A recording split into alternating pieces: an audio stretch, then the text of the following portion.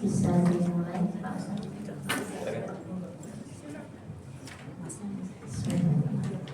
Assalamualaikum warahmatullahi wabarakatuh. Waalaikumsalam warahmatullahi wabarakatuh. Alhamdulillahillazi bi ni'mati tatimmus shalihat wa nashhadu an la ilaha illallah wahdahu la syarikalah wa nashhadu anna Muhammadan abduhu wa rasuluh. Subhanaka la ilma lana illa ma 'allamtana inna antal alimul hakim. Amma ba'du. Yang kita hormati Ustaz kita Bapak Dekan Kurniawan MPD. Saya jadi ingin ibu-ibu kalau ada kata-kata ya jauh tapi sebenarnya dekat, ini kebalik, dekat tapi jauh. Jadi saya dengan beliau, rumah saya dengan rumah beliau berjarak 4 rumah. Tapi dalam setahun saya ketemu beliau cuma 2 kali. Kalau nggak di masjid nggak ketemu. Yes. Yang pertama sebagai Ustadz kebanggaan kita di sini. Yang kedua, kalau ada acara RT beliau yang berdoa. Jadi ketemunya cuma 2 kali. Itu nggak usah. Sepertinya dekat bersebelahan, tapi jauh karena nggak ketemu. Canda aja, maaf ya Pak Ustadz. Mudah-mudahan sehat keluarga ya Pak. Amin. Yang kami banggakan, pengurus Pemahat Al-Furqan yang dipimpin oleh Ibu Hajah Sidni Andari, sehat semua Ibu, serta jajarannya, para pengurus, dan teristimewa Ibu Hajah Suryana Amsar, luar biasa Ibu kita ini. Ibu hadir terus ya Bu, sehat terus sehingga menyemangati kita semua. Ibu-ibu jemaah yang kami banggakan selalu semangat hadir mengikuti talabul ilmu di Al-Furqan selalu. Puji syukur marilah kita panjatkan kehadiran Ilahi Robbi yang telah memberikan berbagai nikmat, terutama nikmat talabul ilmi di Al-Furqan ini. Salawat dan salam semoga Allah curahkan kepada junjungan kita Nabi besar Muhammad Sallallahu Alaihi Wasallam beserta keluarga, para sahabat serta umatnya yang senantiasa itulah dalam ajarannya hingga akhir zaman. Selanjutnya marilah kita buka taklim ini dengan bersama-sama membaca surah Al-Fatihah. Ala hadiniyah wa ala kulli niyatin sholihah bi barakatil Fatihah.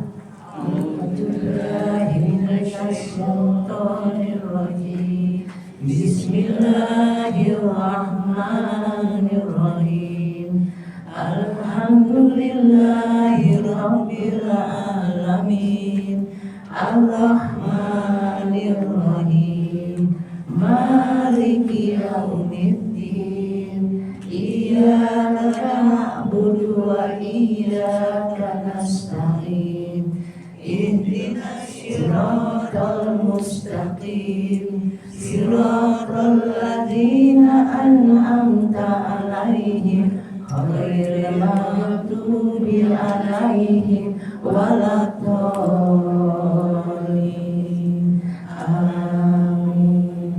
Rabbi fir lana wa liwalidayna. Amin.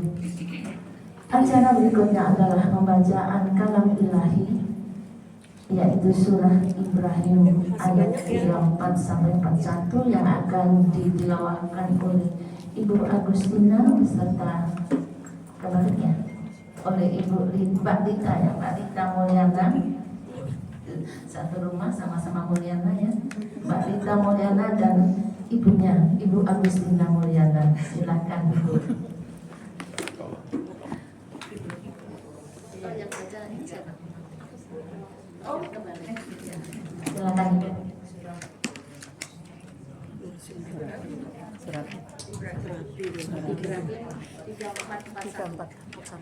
Sampai dengan 41.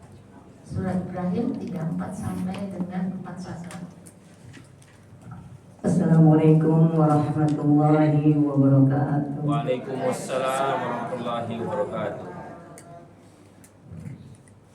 A'udzu billahi minasy syaithanir rajim. Bismillahirrahmanirrahim.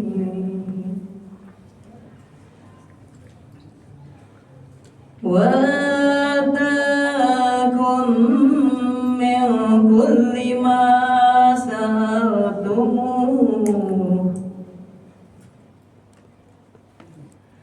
وإن تعدوا نعمة الله لا تحصوها إن الإنسان لظلوم كفار وإذ قال إبراهيم رب اجعل هذا البلد آمنا واجنبني وبني أن نعبد الأصنام رب إنهن أضللن كثيرا من الناس فمن تبعني فإنه مني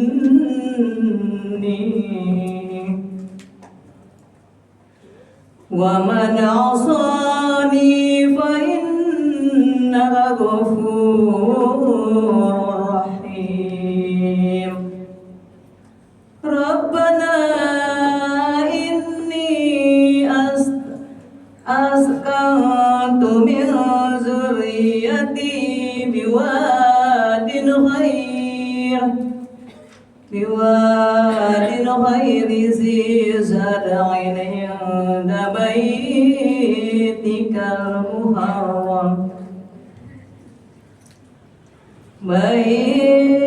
المحرم ربنا ليقيموا الصلاة فاجعل أفئدة من الناس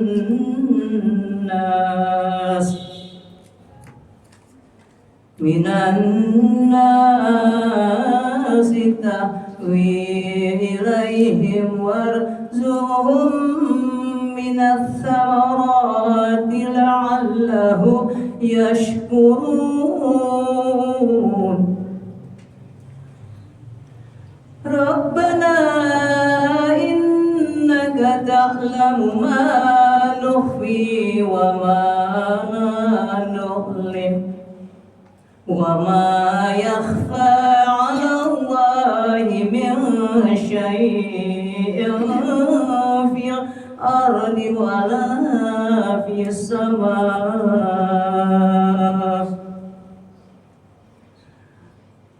الحمد لله الذي وهب لي على الكبر إسماعيل وإسحاق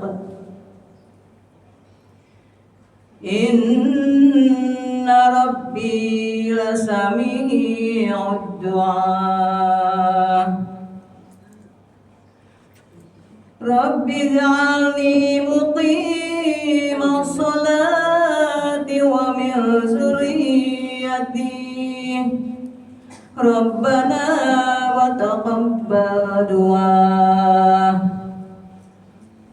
ربنا اغفر لي ولوالدي وللمؤمنين يوم يقوم الحساب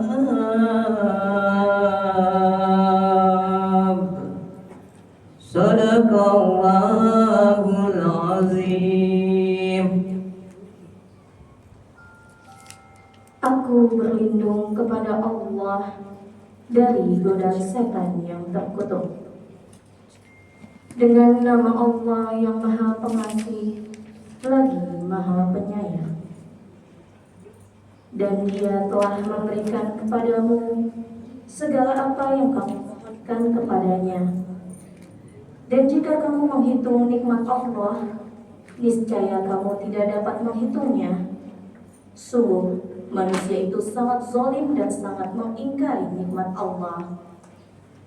Dan ingatlah ketika Ibrahim berdoa, "Wahai Tuhan, jadikanlah negeri ini Makkah negeri yang aman, dan jauhkanlah aku beserta anak cucuku agar tidak menyembah berhala."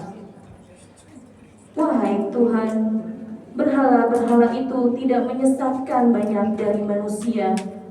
Siapa yang mengikutiku, maka orang itu termasuk golonganku. Dan siapa yang mendurhakaiku, maka Engkau Maha Pengampun, Maha Penyayang. Wahai Tuhan, sesungguhnya aku telah menempatkan sebagian keturunanku di lembah yang tidak mempunyai tanam-tanaman di dekat rumah Engkau, Baitullah yang dihormati. Ya Tuhan, yang demikian itu agar mereka melaksanakan sholat, maka jadikanlah hati sebagian manusia cenderung kepada mereka, dan berilah mereka rezeki dari buah-buahan, mudah-mudahan mereka bersyukur. Wahai Tuhan kami, sesungguhnya Engkau mengetahui apa yang kami sembunyikan dan apa yang kami tampakkan, dan tidak ada sesuatu pun yang tersembunyi bagi Allah, baik yang ada di bumi maupun yang ada di langit. Segala puji bagi Allah yang telah menganugerahkan kepadaku di hari tuaku Ismail dan Ishak. Sungguh Tuhanku benar-benar Maha mendengar, memperkenankan doa. Wahai Tuhanku, jadikanlah aku dan anak cucuku orang yang tetap melaksanakan sholat. Wahai Tuhan kami, perkenankanlah doaku. Wahai Tuhan kami, ampunilah aku dan kedua ibu bapakku dan semua orang yang beriman pada hari diadakan perhitungan hari kiamat. Maha benar Allah dengan segala firman-Nya.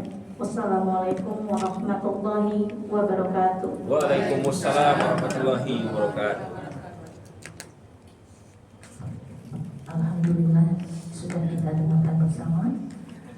Insya Allah yang membaca dan yang menyimak tilawah tadi akan mendapatkan rahmat dari Allah Subhanahu wa Ta'ala. Baiklah ibu-ibu sekalian, selanjutnya sampailah kita pada acara inti, yakni Mau'izatul Hasanah yang akan disampaikan oleh Bapak Ustadz kebanggaan kita yang berjudul Hijrah Terus Menerus Sampai Sholatmu Bagus.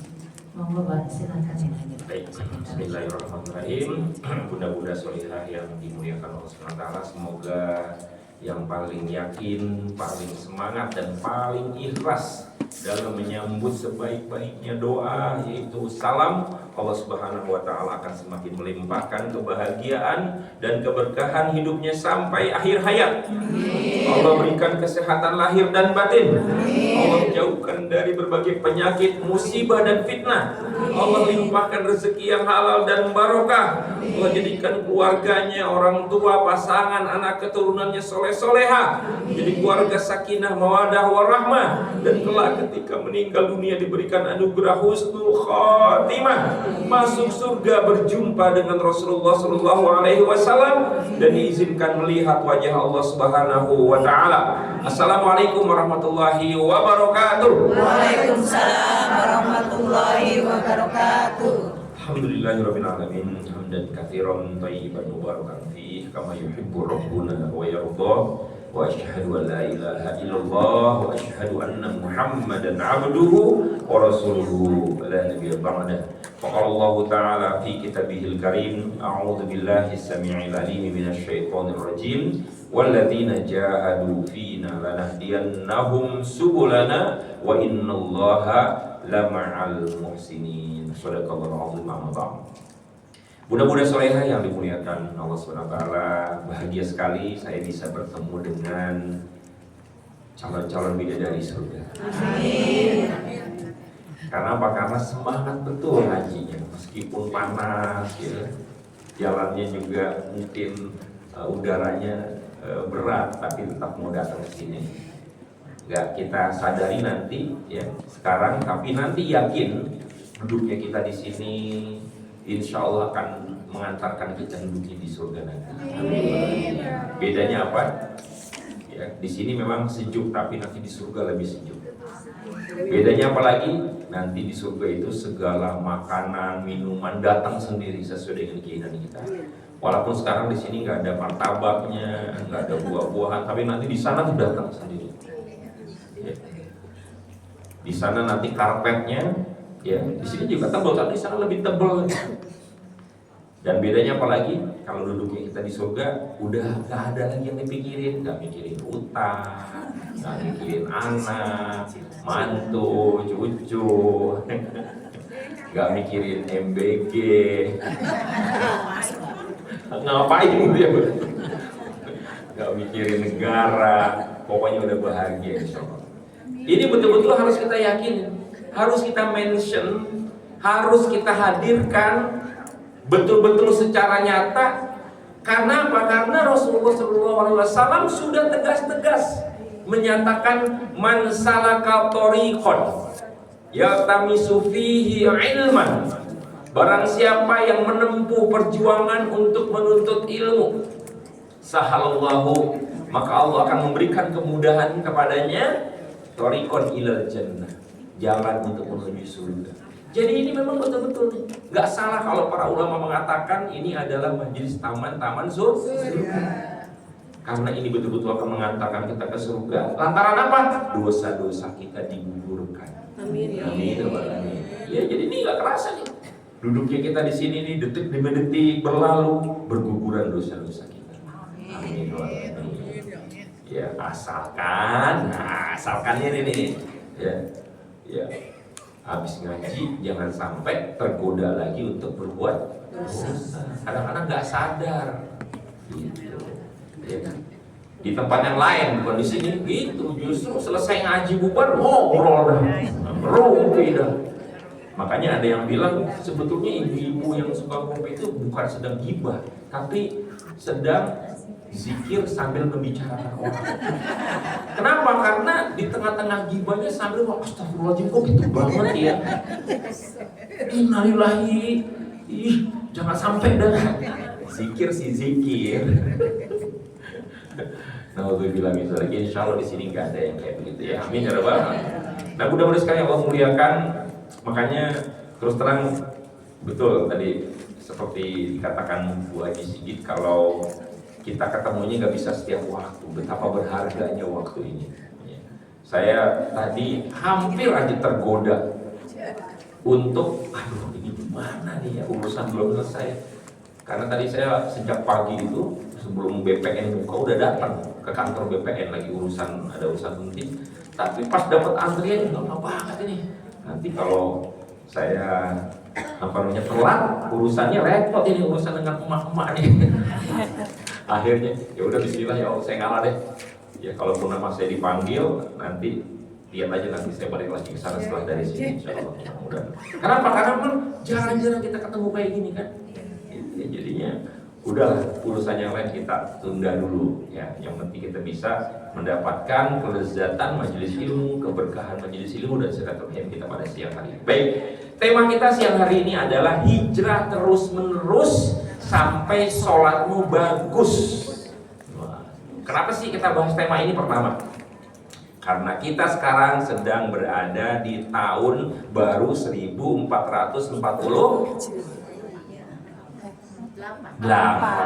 Masya Allah. Walaupun sekarang sudah bulan Safar, tanggal 15 Safar. Ada yang sedang berpuasa hari ini? Puasa sunnah ya mulbi? Masya Allah, barakallah bunda. Semoga istiqomah ya. Ya. Tapi bukan berarti kita udah bukan berada di bulan Muharram lagi. Kemudian kita enggak menghidupkan spirit hijrah. Ini kan tahun baru hijrah ya. Kenapa disebut tahun baru hijrah? Hijriyah. Karena sistem penanggalan Islam dibuat sedemikian rupa, istihad para sahabat ketika itu berpatokan awal mulanya itu dihitung dari hijrahnya Rasulullah Shallallahu Alaihi Wasallam. Pertama kali hijrah Rasulullah SAW sudah ada sejak sebelum hijrah ke Madinah. Beliau itu sudah berdakwah. Ketika peradaban yang lain menjadikan patokan perhitungan tanggal komunitas masyarakat itu berdasarkan hal-hal yang tidak bermakna seperti tanggal lahir, ya, tanggal lahir Masehi misalnya, ya kan, penanggalan Masehi didasarkan pada perhitungan berdasarkan apa? Kelahiran Nabi Isa, ya kan, kelahirannya. Ketika itu para sahabat bertanya, gimana nih kita ngitung patokannya? Ada sahabat ya mungkin karena niru peradaban yang ada sebelumnya, diambil dari kelahiran Nabi Muhammad misalnya begitu, mengukur patokan tanggalnya. Enggak setuju. Dan ternyata istihad Umar bin Khattab ketika itu sebagai khalifah memutuskan setelah bermusyawarah dengan para sahabat, dijadikanlah tahun pertamanya Islam itu diambil dari tahun hijrahnya Rasulullah SAW, 13 tahun setelah kenabian. 13 tahun setelah kenabian. Karena kan 13 tahun di Mekah, kemudian 10 tahun di Madinah gitu kan. Nah itu perhitungan. Makanya disebut sebagai tahun hijriyah. Kenapa disebut hijriyah? Tahun yang diukur dari ya, hijrahnya Rasulullah SAW dan para sahabat. Nah, artinya apa? Setiap kita memasuki tahun baru hijriyah ini harus kita pastikan kita betul-betul membawa spirit hijrah, semangat berhijrah, semangat untuk berubah, semangat untuk terus meningkat.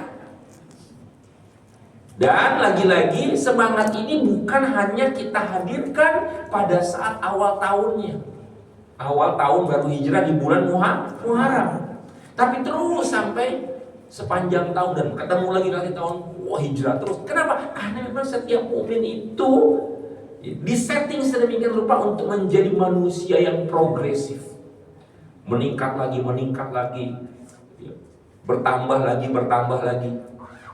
Apanya yang meningkat dan bertambah, Bu? Imannya, apalagi takwanya, amalnya, ilmunya, ibadahnya. Jangan sampai yang meningkat kolesterolnya naik, gulanya naik, asam uratnya naik, meningkat. Ya. Makanya saya alhamdulillah walaupun terlambat ini masih bersyukur diberikan kesadaran oleh Allah.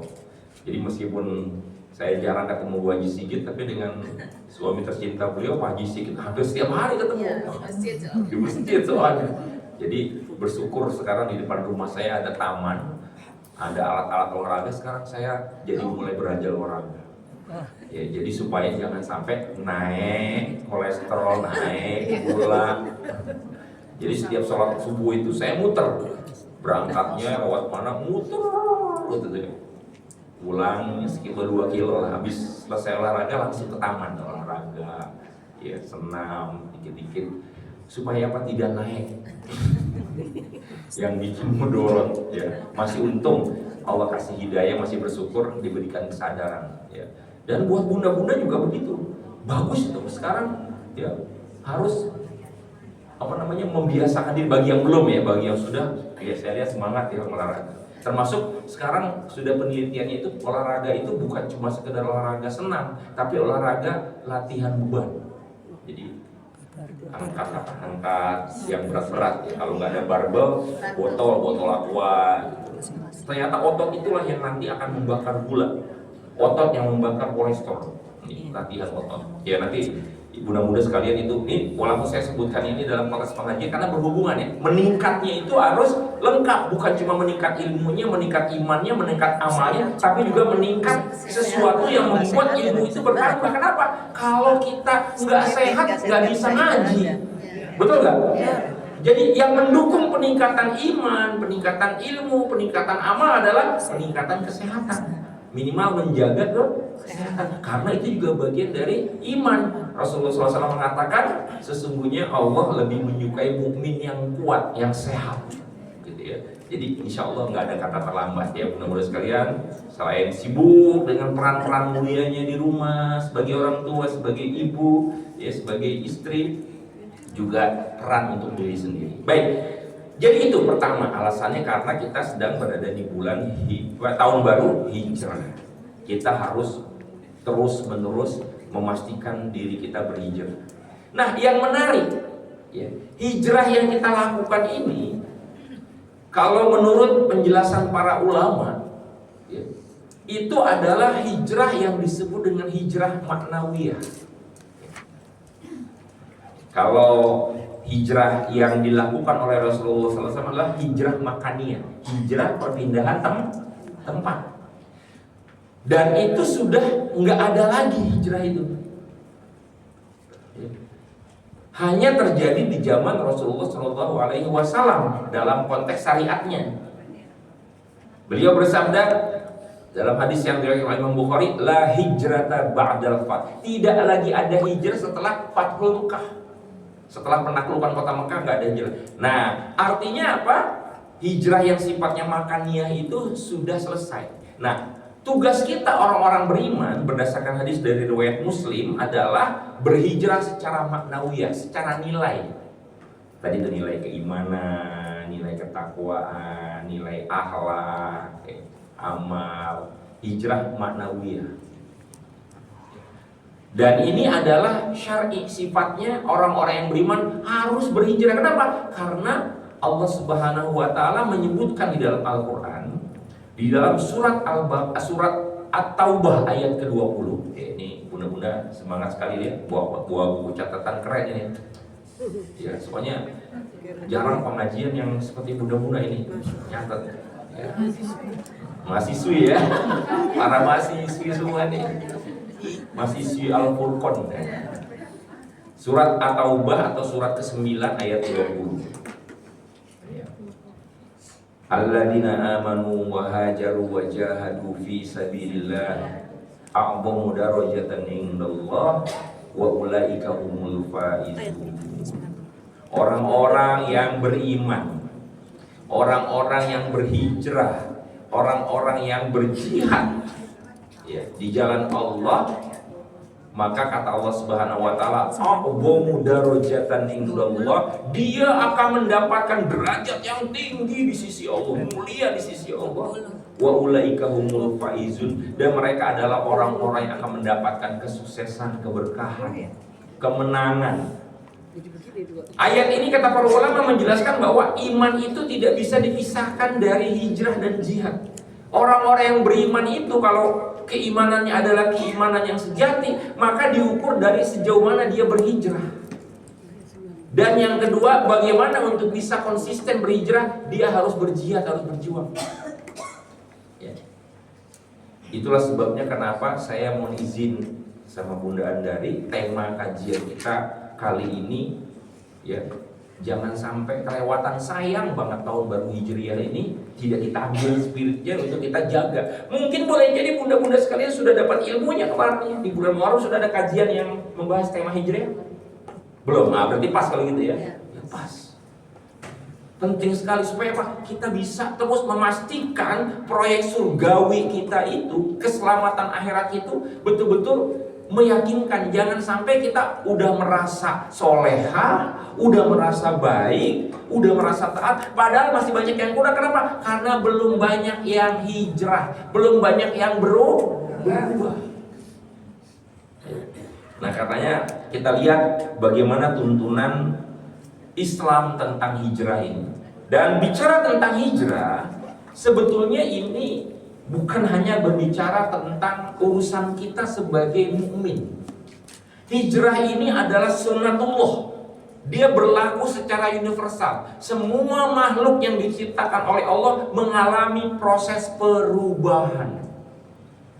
Baik perubahan yang sifatnya fisik ya, dalam artian tempat tadi, maupun yang sifatnya non fisik. Perubahan yang sifatnya tempat apa misalnya? Perubahan makhluk Allah yaitu berupa hijrahnya ikan. Ikan itu dalam musim tertentu itu dia pindah. Ibu pernah tahu ikan salmon? Ikan salmon itu dia bagaimana menempuh perjalanan yang sangat beresiko. Dia dari hilir itu menuju kembali ke hulu. Waduh, dia lompat, dia berjuang supaya apa? Sampai ke hulu agar apa? Bisa bertelur lagi di situ. Nanti baru anak keturunannya turun lagi ke bawah, balik lagi hijrah. Ada lagi hijrah ribuan ikan. Kenapa? Karena perbedaan musim, suhu air laut pindah. Ada lagi hijrah burung-burung.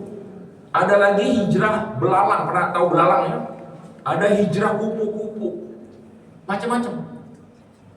Itu hijrah yang sifatnya tempat. Ada lagi hijrah yang sifatnya transformasi diri, perubahan diri, yaitu hijrah yang tadinya kecebong menjadi katak, ya kan?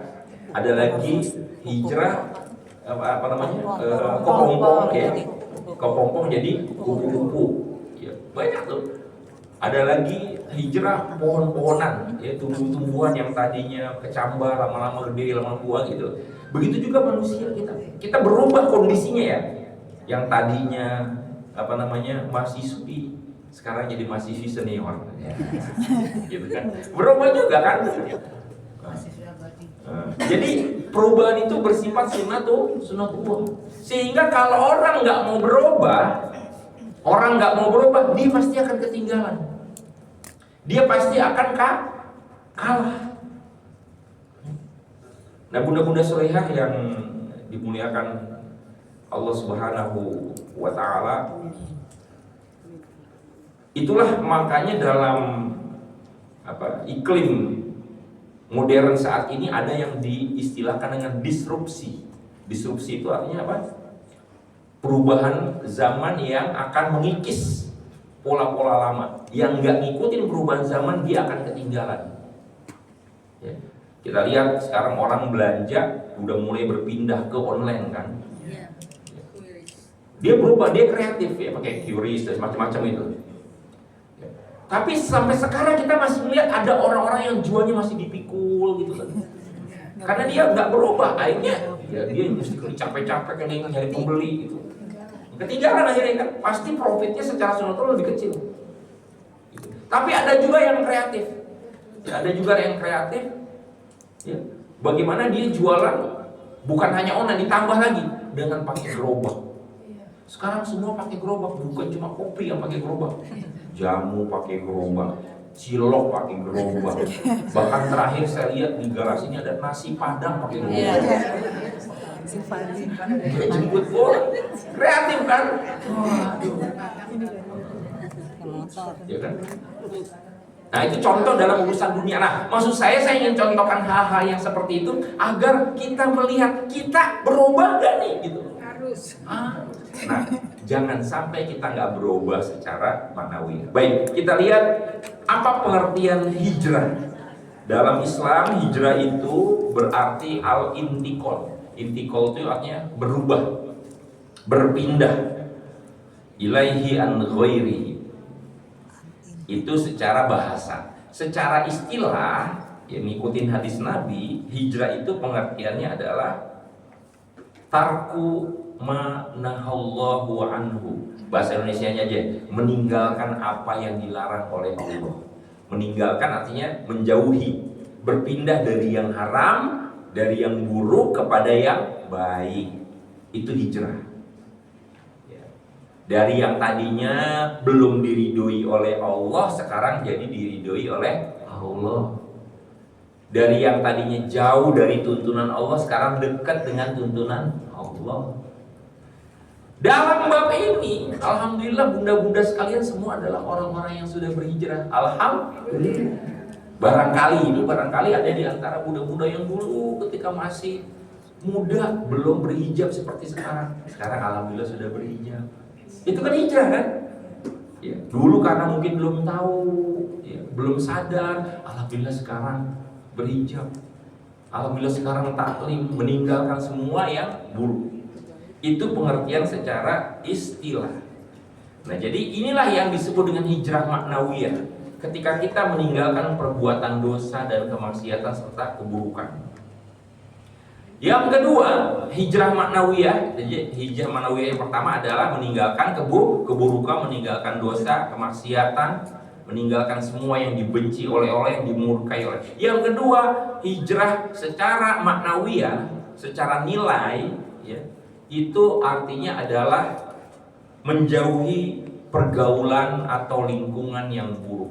Bukan cuma perbuatannya yang kita tinggalkan, bukan cuma berhenti dari perbuatan buruk, tapi yang kedua adalah lingkungan, pergaulan, tongkrongan yang tidak mengantarkan kepada ketaatan kepada Allah SWT. Pergaulan ya, pergaulan di sini ada interaksi yang saling mempengaruhi. Kalau pertemanan boleh, bedanya pertemanan sama pergaulan apa?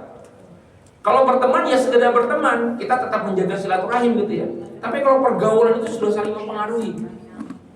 Bergaul artinya ngikutin apa yang menjadi kecenderungan orang itu nggak boleh kalau itu adalah sesuatu yang buruk. Dan alhamdulillah muda-muda sekalian punya circle, iya istilah anak muda kata circle ya.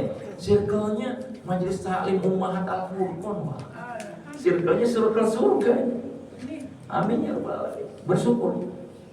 Kenapa? Karena masih banyak yang punya circle-nya circle yang lama. Bergaul secara intens dan hanya mempengaruhi sikapnya. Yang ketiga, hijrah manawiyah itu adalah artinya ketika kita tetap beribadah dalam kondisi sulit atau penuh fitnah. Fitnah itu artinya cobaan atau ujian. Kita bagaimana bisa konsisten beribadah dalam kondisi banyak godaan, banyak ujian, banyak tantangan. Dalam konteks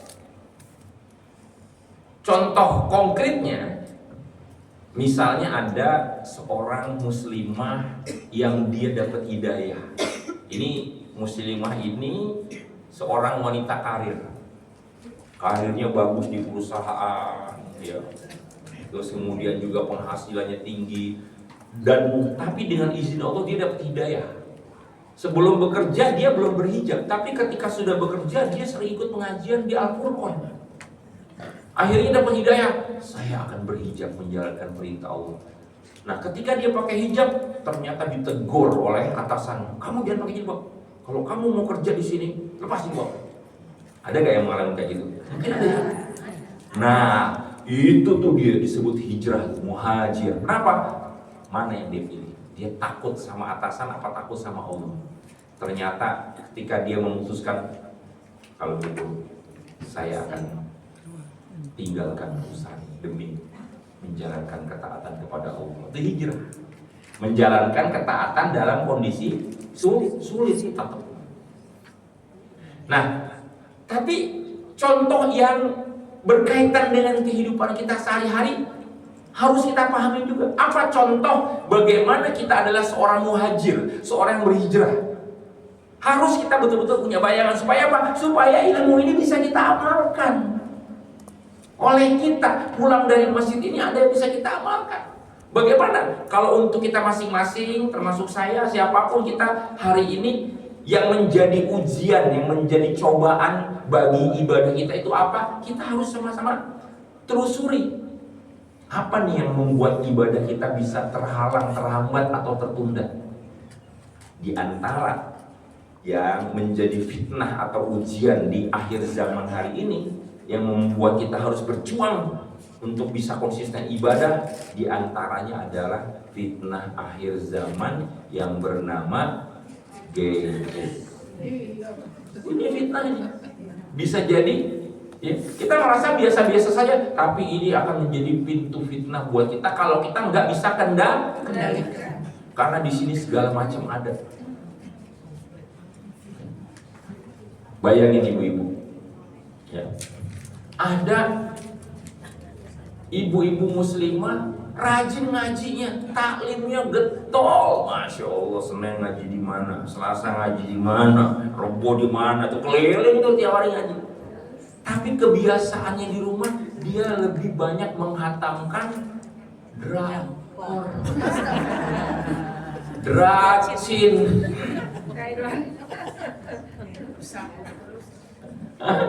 bersambung terus lagi. Gadis miskin menikah dengan CEO. Karena betul-betul itu godaan itu datang kepada siapapun, betul nggak? Kalau kita buka tuh, bahkan kita lagi nyari kajian aja, muncul itu, namanya setan. Dan ketika sekali diklik, dia akan datang lagi. Nah makanya saya bilang Bu, salah satu bentuk konkret hijrahnya kita nih, kira-kira siap gak nih Bu ngejalanin Bu? Siap ya? Di antaranya adalah, dan ini harus kita perbaiki, harus berubah nih. Kalau masih ada yang belum berubah ya, syukur-syukur kalau ada yang sudah bagus. Yaitu di antara ujian bagi khususnya muslimah adalah sholat tepat waktu. Kenapa? Karena ibu-ibu tidak diwajibkan ke masjid. Betul gak? Nah karena tidak diwajibkan ke masjid, maka sistemnya berbeda. Kalau di masjid ada limit waktunya, ada muazin dan ya, yang iqomah. Kalau kita datang sesudah iqomah, masbuk kan, urusannya terlambat kan. Nah ibu-ibu kan nggak ada limitnya, nggak ada sesuatu yang mendorong kita harus cepet-cepet nih. Maksud saya adalah jangan mentang-mentang kita sholatnya di rumah terus kemudian enggak tepat waktu. Kita tetap punya kewajiban untuk sholat tepat waktu. Godaannya macam-macam. Cucian belum selesai, masakan lagi tanggung. Itu pinter-pinternya kita tuh merubah itu tuh. Ini mohon maaf ya mudah-mudahan sekalian ya. Ya, saya bukan bicara tentang siapa-siapa juga, saya juga bicara tentang keluarga. Saya mengingat, ayo jangan sampai jadi fitnah. Ini saya terus terang apa adanya. Siapapun harus diingatkan. Saya tidak hanya mengingatkan orang luar, keluarga saya ingat, nggak boleh. Harus sholat tepat waktu. Jangan sampai udah nggak di masjid, udah nggak berjamaah, ya kan? Telat juga sholatnya tuh, ya nggak? Mau ngarepin dari mana nanti pahala kita? Kalau maksudnya pahala yang lebih banyak ya, kalau kita nggak berusaha maksimal dalam ibadah. Nah itu yang saya maksud beribadah dalam kondisi ada godaan atau ujian. Nah masalahnya sekarang godaannya bertambah itu tadi tuh handphone. Karena kan kalau pun tidak dracin, drakor itu scrollin, kepo-kepoin status orang, video-video pendek. Ada juga yang godaannya apa? Belanja online, banding-bandingin harga ini beda 500 perak. Akhirnya apa? Sholatnya ketun.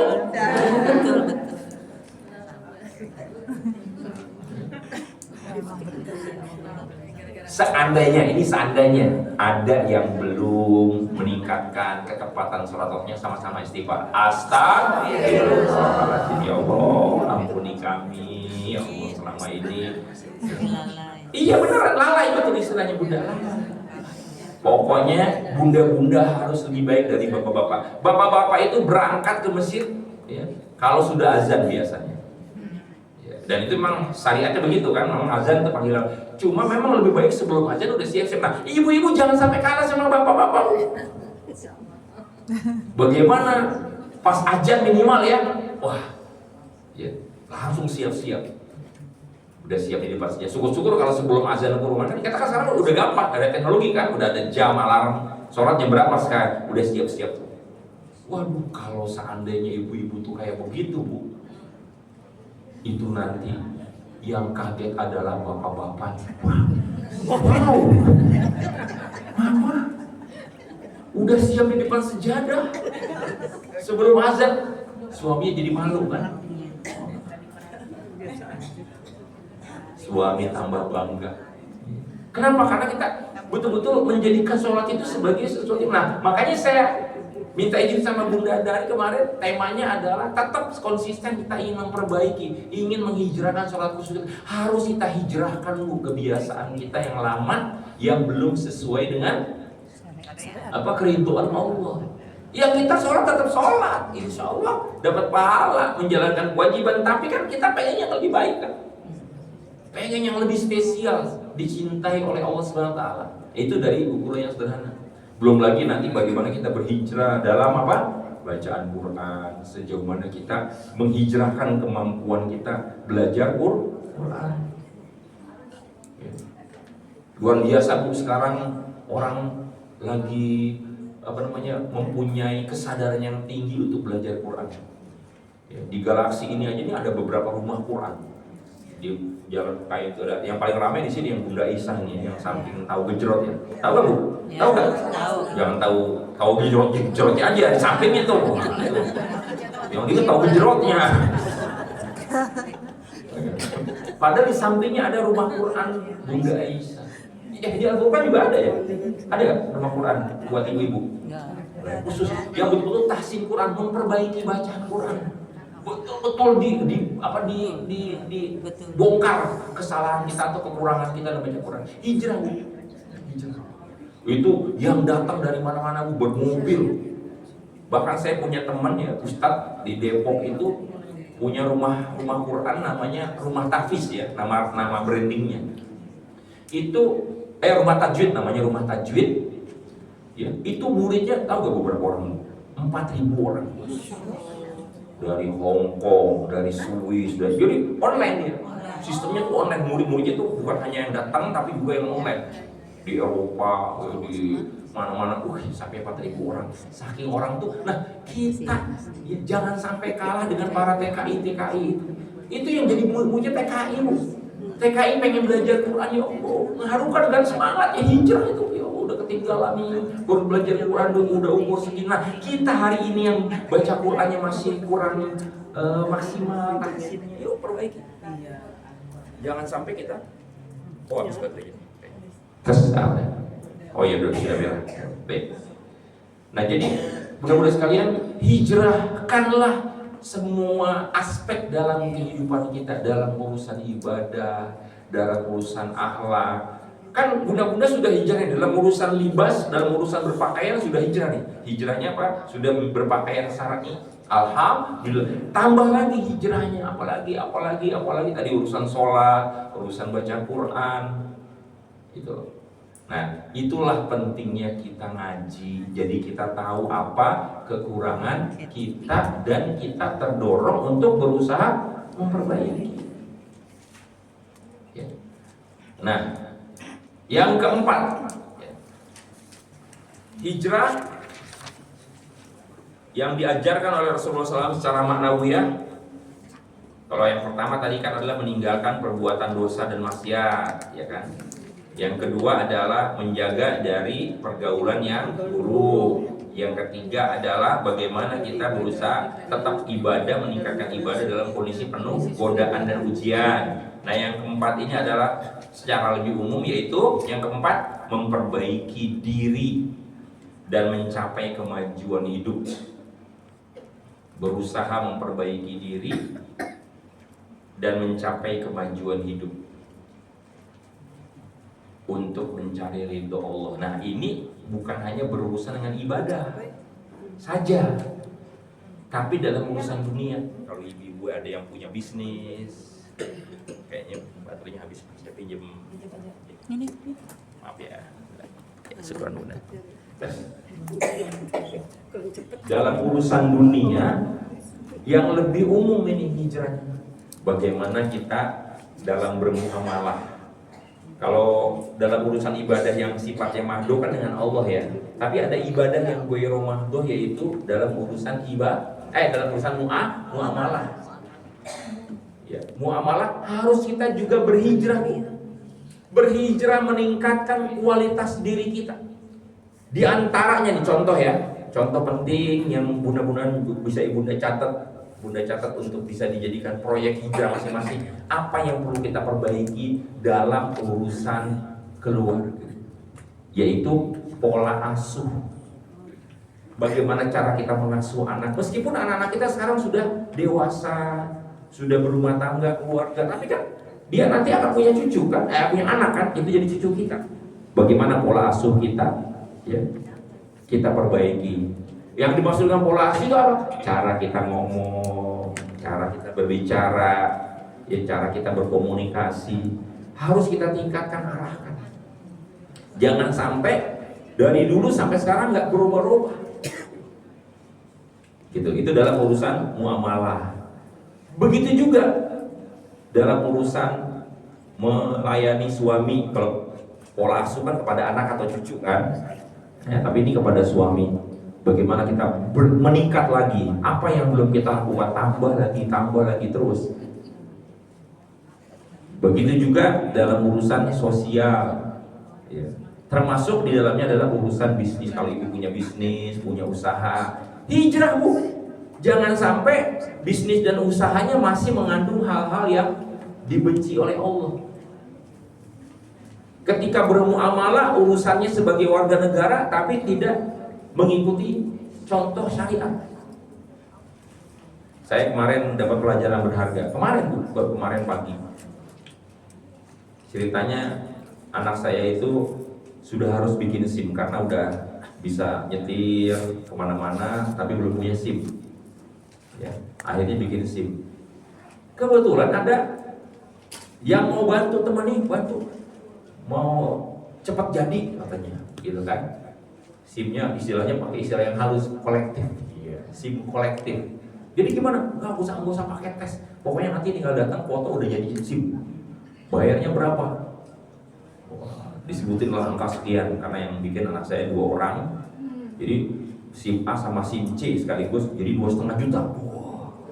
2,5 juta. Ya tapi cepat itu langsung. Banyak yang begitu tuh. Nah, qadarullah, ya ini memang namanya dalam rumah tangga biasa dinamika kan, karena dianggap nggak ada masalah urusan ini. Istri saya belum ngomong sama saya. Nah, pas saya tahu kamu mau kemana? Mau ke itu satpas bikin SIM. Loh, gimana bikinnya? Iya, nanti ada yang bantu di sana sudah nunggu. Wah, jadi nggak pakai tes enak. Langsung saya dulu sebentar dulu. Bro, saya panggil istri saya dulu, kayak bro. Saya kumpulin tuh. Saya bacain hadisnya. Ar-Rosi wal Murtashi.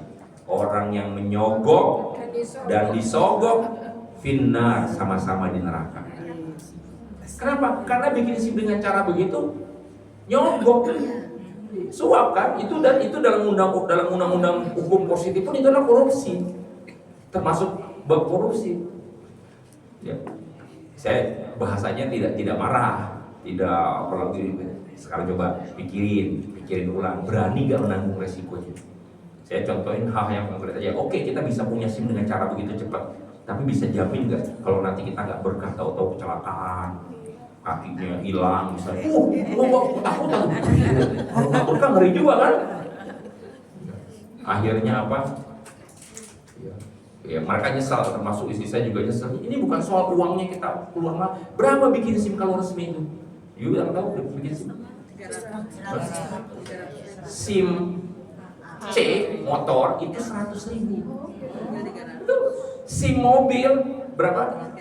120.000. Itu dia, itu ujiannya bu. Dan itu yang bikin orang tuh akhirnya nyogok. Kenapa? Ditakut-takutin, dibikin susah. Saya bilang sama mereka, sama anak saya, mereka anak muda kan gitu, nggak pengen ribet kan gitu kan. Nah, kalau kita belum apa-apa, belum nyoba, udah langsung pesimis bakal nggak lulus sehingga akhirnya terdorong untuk nyogok, itu dosanya berlipat-lipat. Karena apa? Karena yang akan terjadi adalah dosa jariah. Dosanya apa? Yaitu dia akan langgeng tuh, akan melakukan hal yang sama kepada kalau mau bikin SIM calo-calo itu. Calo di sini dalam artian calo berseragam juga ya, berseragam. Saya bilang, dan ini akan menjadi dosa jariah. Anak saya bilang, itu aja bikin kemarin, kalau juga nyogok. Ya, kan urusan kita adalah dengan Allah, bukan dengan mencontoh orang lain. Ya kita ikutin adalah perintah Allah, larangan Allah. Ikut. Akhirnya, jadi gimana? Artinya, ya kalau kalian mau bikinlah secara resmi, secara formal. Dan ternyata tetap berangkat loh, tapi enggak jadi pakai calo yang udah janjian itu. Mohon maaf, bilang terus terang, enggak jadi. Berangkatlah mereka udah siap-siap dengan berkas, singkat kata, sampai di sana saya kaget. Pas saya mau berangkat, kemarin saya berangkat agak siang ya, sekitar jam 10-an. Pas loh, kok udah sampai rumah? Udah cepet, udah jadi, udah resmi. Gimana ujiannya? Gampang kok ujiannya enggak? Tahu gak? Keluar cuma 120 ya, sama 100.000, jadi 220 untuk yang anak bungsu saya tuh, yang perempuan, yang bungsu, yang kecil tuh perempuan padahal, tapi udah nyetirnya udah kemana-mana. Abangnya cuma SIM C doang karena belum bisa nyetir mobil, cuma 100.000. Uang kita selama sekian juta, nah. Alhamdulillah tuh. Padahal cuma ditakut-takutin doang. Nah, maksud saya hijrah tuh kayak gitu. Saya bilang, nak, coba bayangin, nak. Saya mengapresiasi mereka, terima kasih ya kalian sudah mau nurut kepada perintah Allah, sudah mau dengerin arahan Nabi gitu. Coba kalau nggak nurut, nggak dengerin gitu ya. Dan mereka memang ngerti gitu ya. Yang terjadi adalah kita dapat dosa yang berterus-terusan, nggak putus-putus. Nanti orang akan ngomong tuh, anaknya Ustadz DK aja nyogok. Coba, itu kan bahaya kan kalau jadi contoh orang kan, betul nggak? Iya. Enggak. Pelajaran berharga buat kalian kalau pengen masa depan kalian itu berkah, sukses. Abi sekarang tugasnya sebagai orang tua mencontohkan kalian belajar integritas, belajar jujur dari yang kecil-kecil. Karena sekarang tuh mengerikan, Bu. Terakhir kemarin kasus yang, kalau yang sebelum-sebelum kan MBG. Kemarin yang terbaru itu yang emas 74 kilo. Itu kejaksaan kan? 74 kilo Bu, emas, Masya Allah. Saya jangankan emas, beras aja nggak sebanyak itu. Ini emas 74 kilo. Yang dulu sebelumnya 51 kilo, ya kan? Yang itu orang itu juga tuh orang-orang penegak hukum juga kan, ke Mahkamah Agung kan. Kalau ini jaksa 74 kilo, uangnya di rumah tuh ada 400 miliar ya Bu. Waduh, itu update juga Bu nih. Masya Allah. Yang terakhir kemarin baru 2 hari yang lalu, ini lebih mengerikan lagi. Dia korupsi pakan hewan di kebun binatang Surabaya. Wah, Surabaya. Ya Allah, itu melihat macan sampai kurus kering. Itu hari ini aku sedih banget. Kelihatannya juga kita kesian kan, ternyata dikorupsi sampai 10 miliar uang makan. Jadi ini sampai ada yang komen, ini nggak bisa dibedain mana yang binatang ini. Saking segala-galanya dikorupsi gitu. Nah, untuk bisa kita bebas dari yang kayak gitu, mulai dari yang kecil-kecil. Saya bilang itu sama anak, kalau kamu sekarang nggak jujur, nanti ini akan menjadi fondasi untuk melakukan ketidakjujuran lagi dalam urusan yang lain. Betul nggak? Nah, ini hijrah nih contoh. Ya tentu ini saya menyampaikan karena qadarullah kebetulan baru kejadian kemarin nih. Saya bukan karena ini adalah anak-anak saya, kebetulan itu apa yang paling bisa dijadikan pelajaran buat kita bersama. Nah, kita pun hati-hati. Ada orang sekarang itu bukan cuma nyogoknya itu untuk urusan kayak gitu, tapi untuk urusan kerja nyogok, sekolah nyogok, kuliah nyogok, naik haji nyogok, betul. Naik haji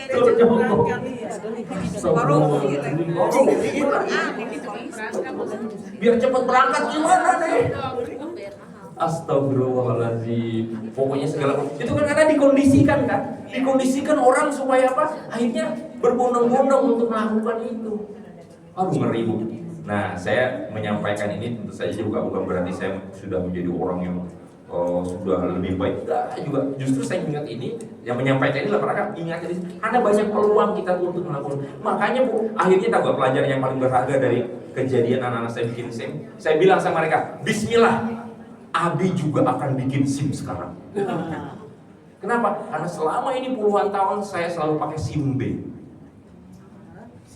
SIM B. Bismillahirrahmanirrahim.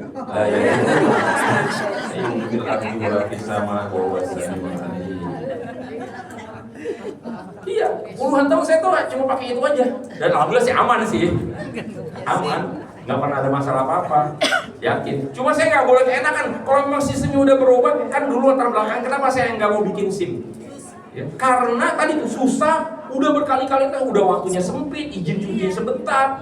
Gagal lagi, gagal. Kenapa? Karena kita digiring untuk gagal. Dulu kan gitu kan? Aduh, saya bilang aduh ini.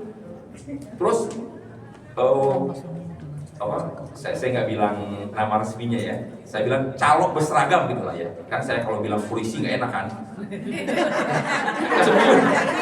Udah disebut.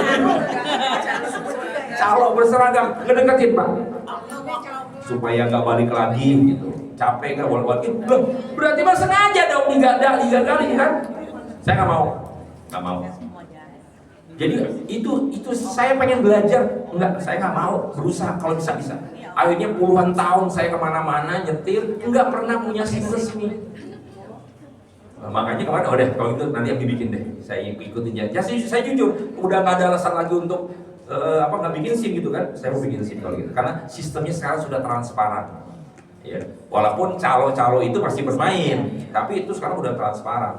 Makanya pernah kejadian ketika sekali ya nggak pernah, bukan berarti nggak pernah ngalamin ujian. Pas ketangkep polisi di tol, ya turun saya dari mobil menghormati dia kan, nggak cuma duduk di mobil, saya turun sambil jalan mengiringi beliau ke mobil polisi, mobil patroli, patwal. Saya ngobrol, Pak, saya sebetulnya bukan nggak mau bikin SIM, Pak. Saya cerita nih, curhat sama dia, sama polisinya. Terus kenapa nggak bikin Pak? Saya kalau bikin SIM, ya itu akan melanggar dua hukum. Pertama hukum negara, karena apa? Yaitu nyogok, dengan cara nyogok, Bapak tahu lah. Yang kedua hukum Allah, Allah melarang untuk menyogok. Saya bacain tuh hadisnya ke polisi itu.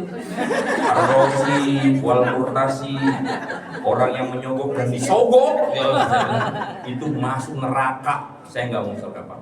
Tapi kalau saya nggak bikin SIM, saya cuma melanggar satu hukum, yaitu hukum negara, nggak punya SIM.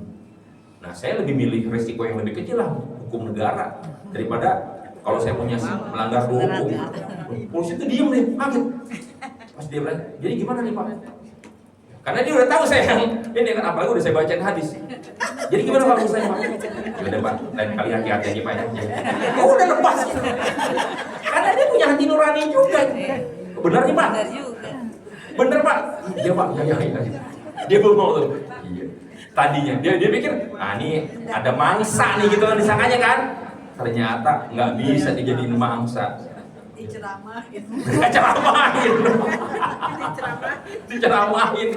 Ya untungnya polisi itu jujur hati nuraninya kan. Nah maksud saya gini, sekali lagi pembahasan tentang hijrah Bu. Dalam urusan-urusan dunia kita yang belum sesuai dengan Islam, mana kita cari, kita perbaiki. Ya, dalam urusan muamalah, dalam urusan kehidupan kita yang belum sesuai dengan tuntunan syariat Islam, mana yang harus kita hijrahkan, kita perbaiki. Gitu. Ya, dan kita harus punya semangat, punya keyakinan. Coba aja dulu, coba dulu deh. Jangan belum apa-apa, udah nggak enak. Dicoba dulu. Ya. Karena Pak, niat kita adalah menjalankan ketaatan kepada Allah. Allah pasti bantu. Ya, belum lagi kalau dalam urusan pekerjaan, saya kalau nggak salah pernah cerita juga di sini. Ya, saya baru memasuki birokrasi kan dulunya di luar terus kan sebagai orang bebas di lembaga sosial gitu.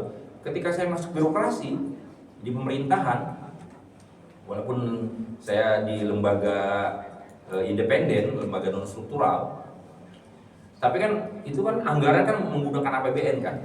Itu urusan setiap saya menghadiri undangan dari kementerian kemana-kemana, itu udah berkali-kali saya mengalami ternyata di kementerian itu punya kebiasaan untuk akrobat anggaran. Jadi mereka bikin kegiatan 4 hari, tapi yang dilaksanakan cuma 2 hari. Tapi uang sakunya, honornya 4 hari. Sebenarnya loh, kan ini acara cuma 2 hari, kok saya dikasih 4 hari? Wah, ini memang sudah dianggarkan, Pak. Coba, kalau orang yang nggak punya semangat untuk tetap konsisten dengan godaan, ya udahlah masuk kantong kan? Saya nggak mau tantangan. Saya nggak mau. Ya tapi nanti gimana Pak? Nanti saya domelin nih Pak sama atasan saya gitu kan? Pokoknya saya nggak mau. Saya berani bersikap tegas. Ya nggak seberapa sih uang rapat tuh, cuma berapa ratus ribu. Tapi kalau itu kita makan dibawa pulang buat anak istri, aduh itu saya ngeri banget. Makanya akhirnya apa? Saya sudah 3 kali mengembalikan uang negara. Karena saya punya akses khusus ke menteri, ke pejabat eselon 1. Saya bilang saya minta nomor rekening kementerian. Saya kembalikan 3 kali. Tapi di masyarakat kita Bu, budayanya Bu, ampun Bu. Korupsi itu subur bukan karena pejabatnya, tapi karena masyarakatnya, rakyat itu. Nah, barangkali ada di antara kita yang masih belum berani untuk menerobos. Saatnya kita berubah, saatnya kita hijrah dalam urusan ya, yang terkait dengan muamalah. Ya bertobat tentu saja kalau memang sudah ada yang terlanjur bertobat. Ya dulu mungkin ada yang kita merasa kita tahu itu salah. Ya, mungkin, bukan hanya kita di sini, tapi mungkin suami, mungkin anak. Bu bener Bu, parah Bu. Itu masuk ke apa namanya tentara, tes tentara itu puluhan juta. Saya langsung dengar dari cerita yang bersangkutan. Akhirnya apa? Wajar kalau mereka sekarang berusaha balik modal kan? Korupsi bener, apapun dikorupsi. Karena dulu mahal masuknya Bu. Apalagi yang tingkatan perwira tuh. Wah itu lebih serem lagi. Nah, itu beli mana-mana. Ini yang bikin negara kita, bangsa kita tuh jadi jatuh. Kenapa? Karena mental korupsi itu bukan cuma di atas tapi juga di bawah. Termasuk tadi tuh menyuap. Ya mereka enak-enak aja disuap gitu kan. Nah ini yang harus kita hijrahkan. Terus terang saya sengaja membahas tema-tema yang dekat dengan kehidupan kita sehari-hari. Supaya apa lagi? Supaya bisa kita amalkan praktik. Ayo, bagi yang sudah terlanjur pernah nyogok, pernah ini, pernah itu, bertobat. Karena boleh jadi itu menjadi penghalang keberkahan kita, rumah tangga kita, rezeki kita, kesehatan kita. Bertobat harus bersihkan. Ya, bersih dari riba, bersih dari apalagi kalau ngomongin riba. Banyak orang yang nggak sadar dulu ketika masih belum belajar Islam kayak gini, wah riba itu menjadi keseharian. Ya padahal ngeri banget dosa riba itu. Kita bertaubat. Ya kita tinggalkan dan kita bertobat kalau itu sudah terlanjur pernah kita lakukan. Dan kalau bisa jangan cuma diri sendiri, tapi ajak keluarga kita, suami, anak, Pak. Barangkali dulu kita waktu karir, Papa dulu pernah ini sama-sama bareng kita bertobat nih, saya baru dapat hidayah dari Allah nih melalui pengajian taklim, diingatkan nih hijrah kita, jangan sampai kita nanti meninggal dunia masih ada catatannya belum ditaubatin, hati-hati. Nah itu makanya saya bilang hijrah, artinya bagaimana kita memperbaikinya dengan cara meninggalkan. Kalau yang sudah terlanjur dengan cara apa? Dengan cara bertaubat. Karena kalau nggak ditaubatin, nanti dia akan jadi pertanggungjawaban kita kan? Iya, nanti akan dibuka tuh sama Allah. Naudzubillah. Ya. Nah itu diantara hijrah. Nah sekarang terakhir kita akan spesifikkan, kita akan arahkan taubat hijrah kita itu kepada sesuatu yang paling fundamental, yaitu sholat.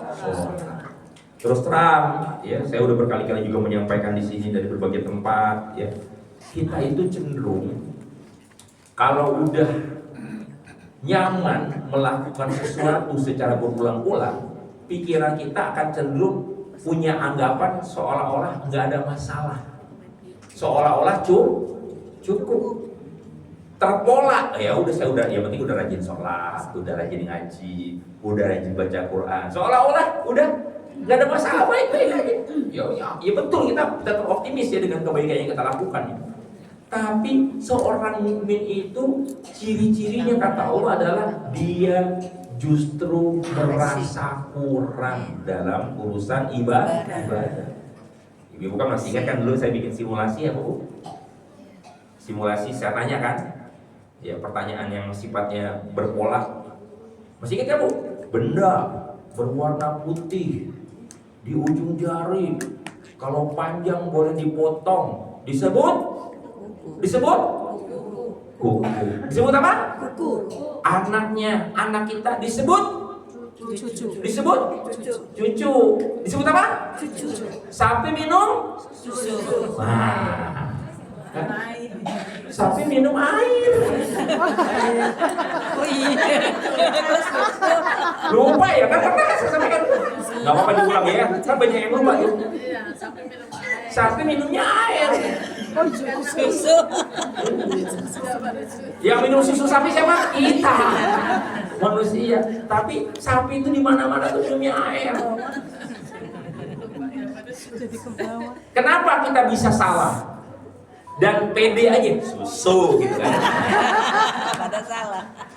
Karena udah terpola dari kuku menjadi cucu. Akhirnya susu. Nah, begitu juga nih saya ini sifatnya ilmiah ya, saintifik ini pakai neuroscience. Otak kita itu akan merasa menganggap diri kita tuh baik-baik aja. Oh, yang penting udah rajin sholat, saya udah berbuat baik, udah sedekah, udah. Padahal masih banyak kekurangan.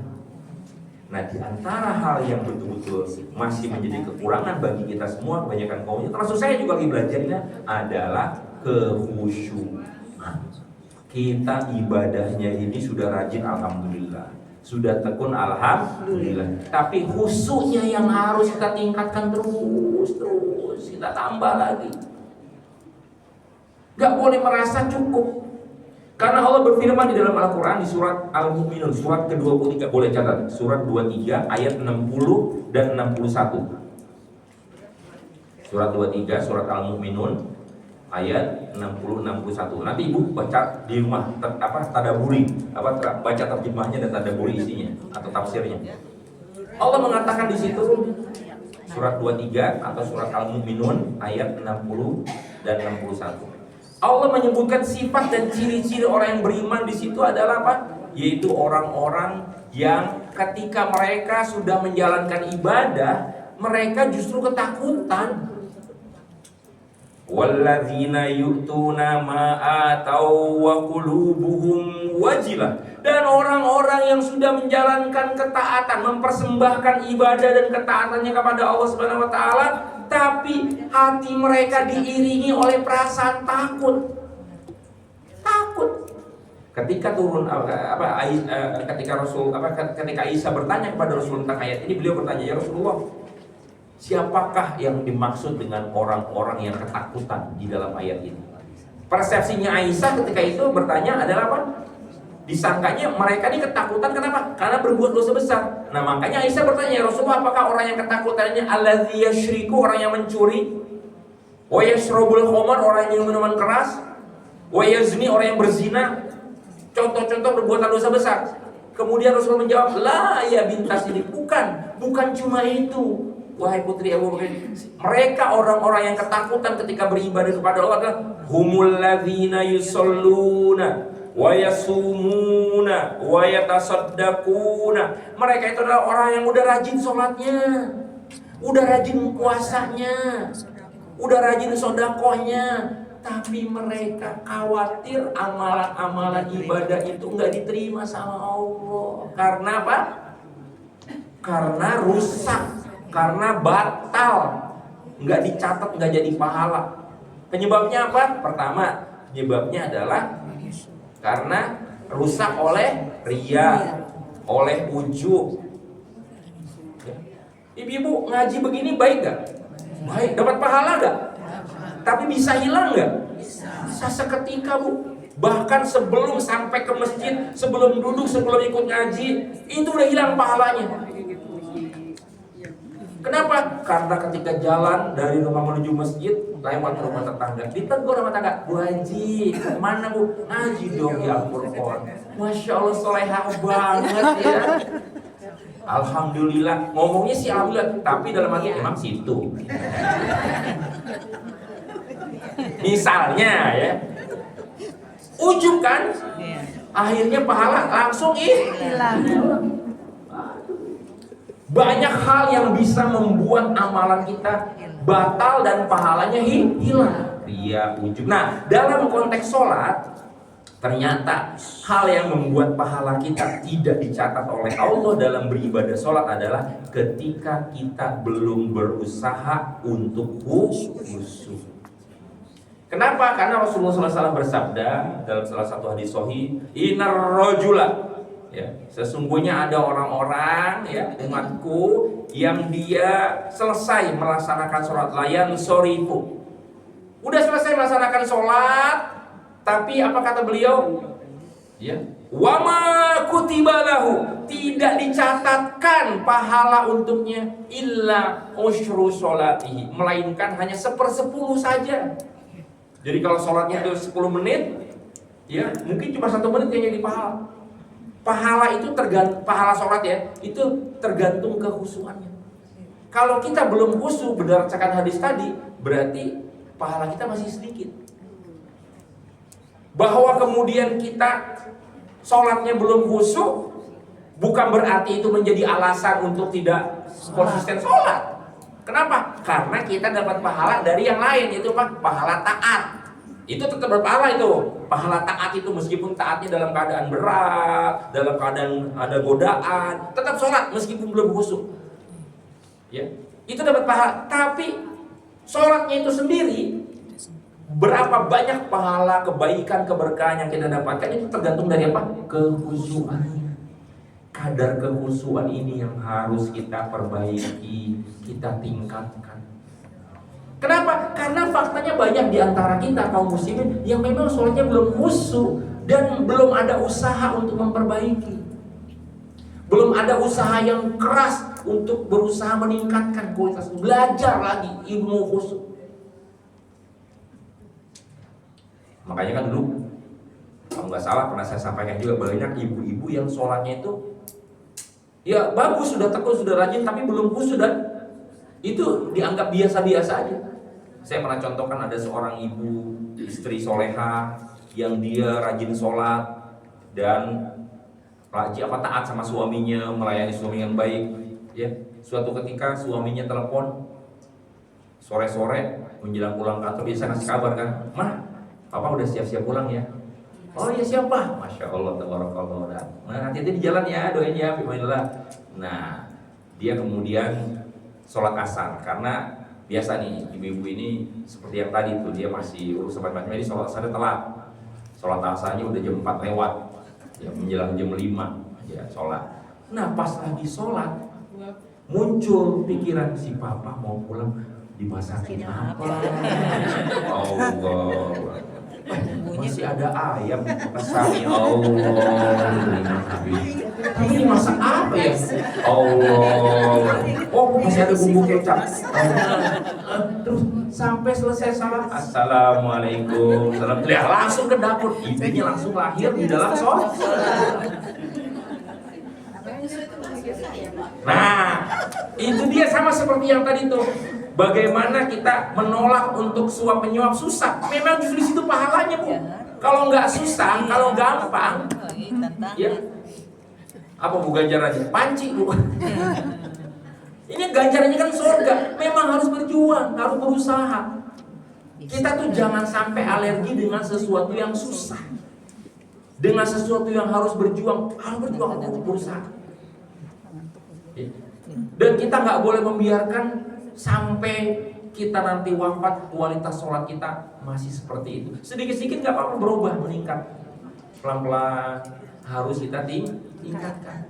Masalahnya orang itu udah sholatnya nggak khusyuk, pikirannya tidak dikondisikan untuk khusyuk. Dengan apa tadi itu?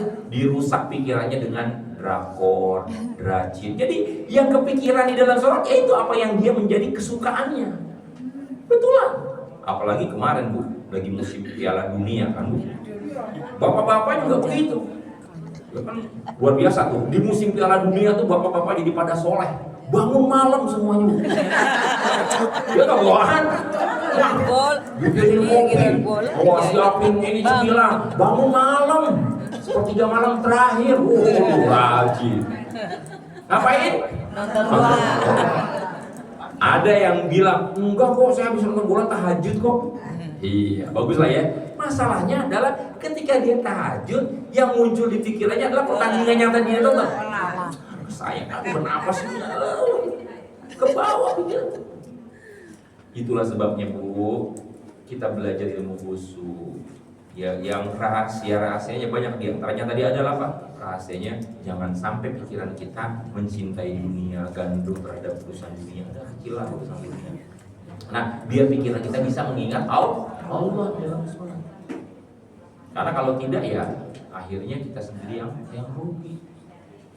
Nah, jadi hijrah terus menerus sampai khusyukmu bagus, sampai sholatmu bagus, itu adalah merupakan misi hidup kita di sisa usia kita yang kita nggak tahu berapa lama lagi Allah kasih panjang umur kita, ya, kasih kesempatan hidup maksudnya.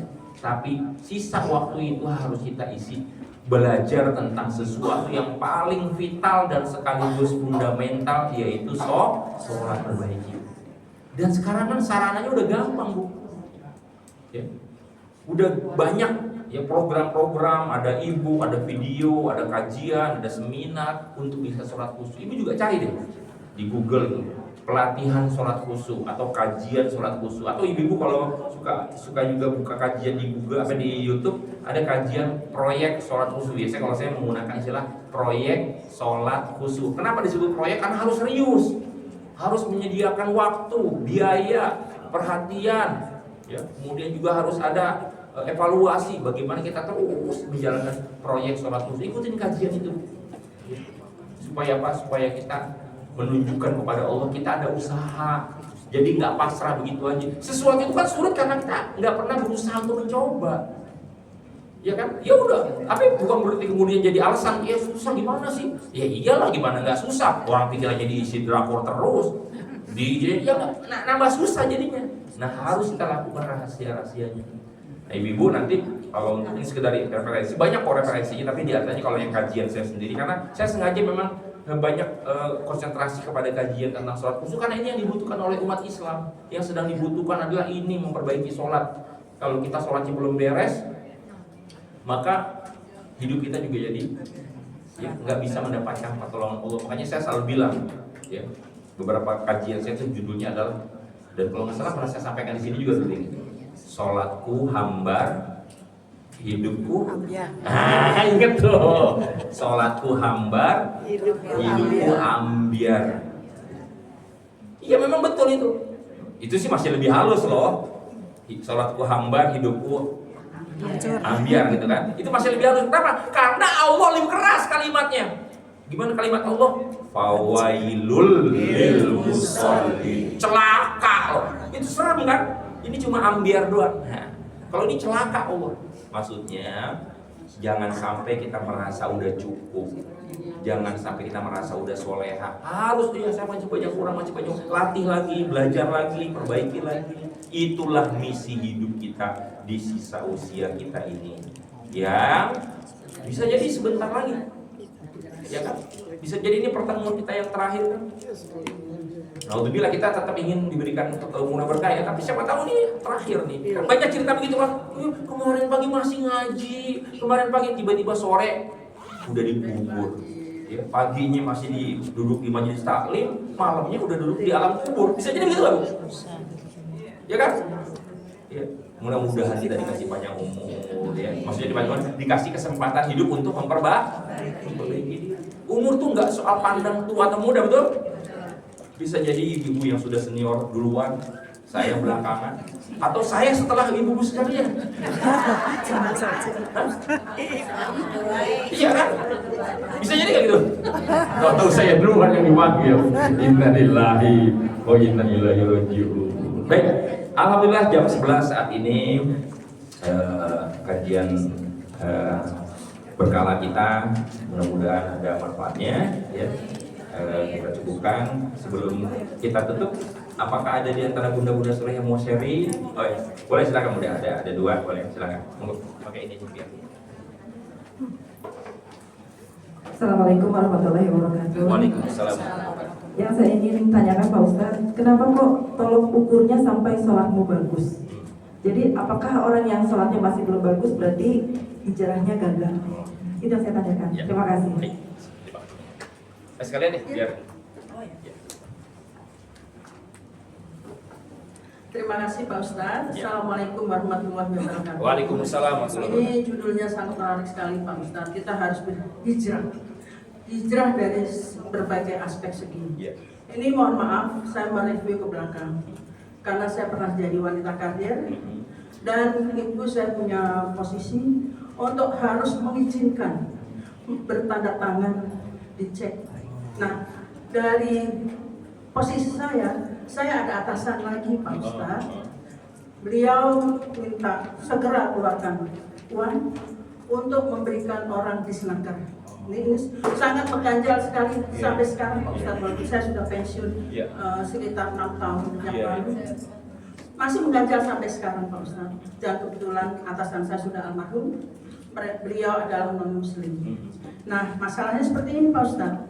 Mereka langsung datang ke ruangan saya harus mengeluarkan cek tanpa ada proposal.